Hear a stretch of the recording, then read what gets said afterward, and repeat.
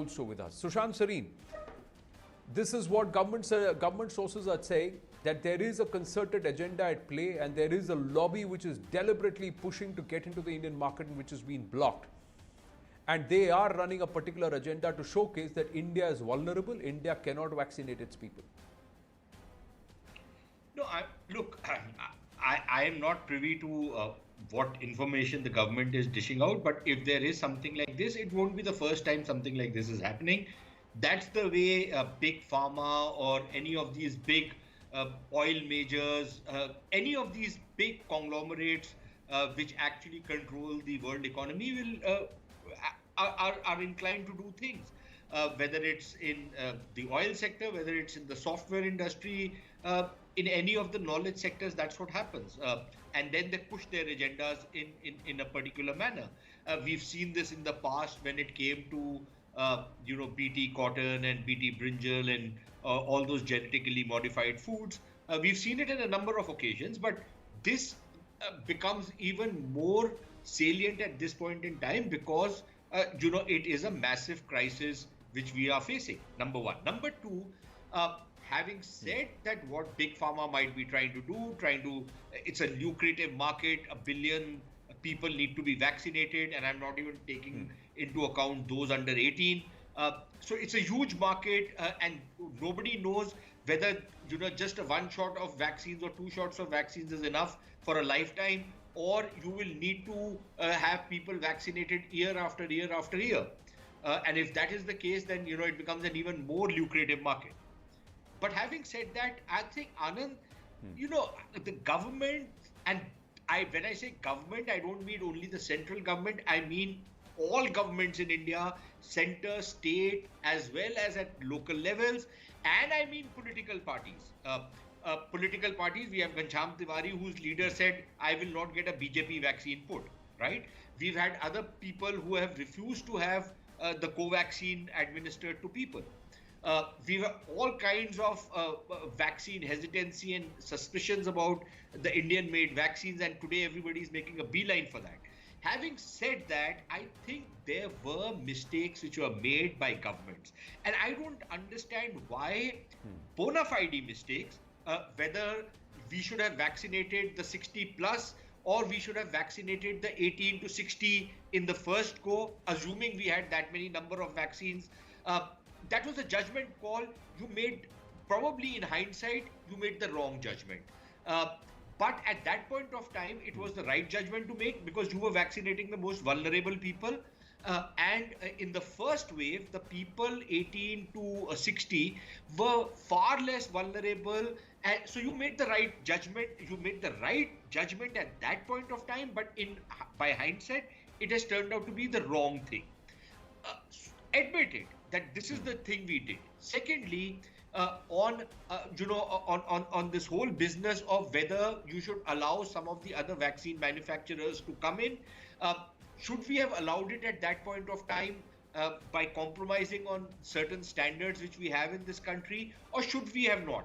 Again, hindsight, because suddenly this virus has exploded on us, and people very near and dear to us, we are seeing people pass away, we are seeing families devastated. So everybody is flying into a bit of a rage and asking why this wasn't done earlier.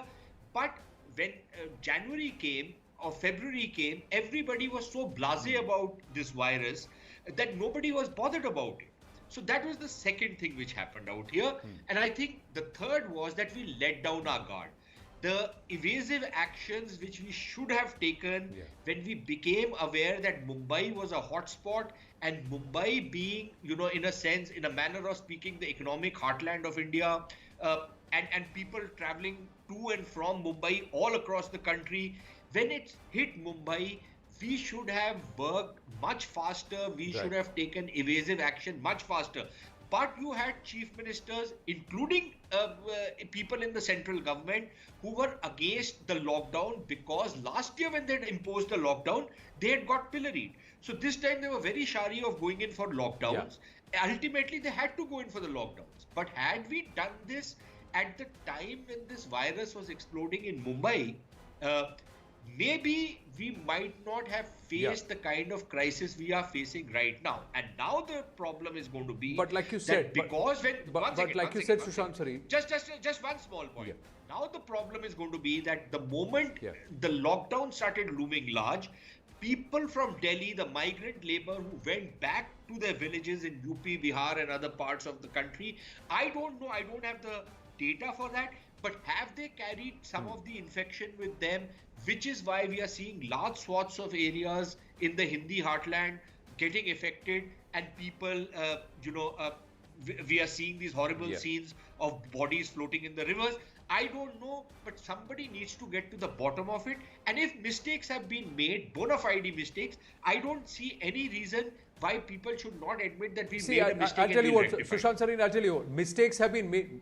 Mistakes have been made at various levels because nobody thought that this is going to be a 6-time, 7-time explosion in terms of the caseload and the kind of virulence that is going to be seen with the second time around. And nobody had anticipated. It's taken everybody by surprise. And like you said, everybody was blasé about it. But here there is a different aspect. The aspect is to try and lampoon just one particular leader and one particular nation and single it out and lampoon it all around. Why? Because we did very well in the first time around and we were helping other countries while other countries were reeling. Even today, if you look at it statistically, India ranks 109th in terms of the mortality in terms of per lakh people. We are losing about 18 people. It hurts because that's a huge number at 4,000 deaths every day. It does hurt. But the fact of the matter is that nations like Belgium, nations like UK, nations like United States are in the high 200s. We are at 18 per lakh. They are in the high 170s, 190s and 200s in terms of the number of people they lost. And these are all supposed to be nations which have got a far better advanced and a far more robust healthcare system than we do.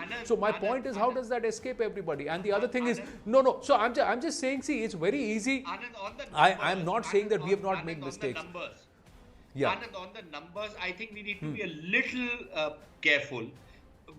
While the 4,000 odd numbers which we are talking about are bad enough, that might be a bit of an undercount. I don't know whether it's an undercount by the the kind of things which are some of the no, I'm not even disputing that. I'm not even disputing that, sir. I'm just saying I'm saying whatever be the number. Are we saying I'm not even being congratulatory. I'm just saying, are we saying that every nation has been absolutely forthright and upfront about their numbers? China has not even reported a single number since February 2020 and nobody's turned around and asked them a single question. Even the writer of this article is the Asia editor of Lancet who's sitting in Beijing, and I've spent 2 hours scoring through her articles and she's not written a single article about China and the fact that it's not revealed the absolute numbers or has taken responsibility for the spread of this virus. And she's sitting there and trying to sermonize about India and whether or not our numbers should be trusted.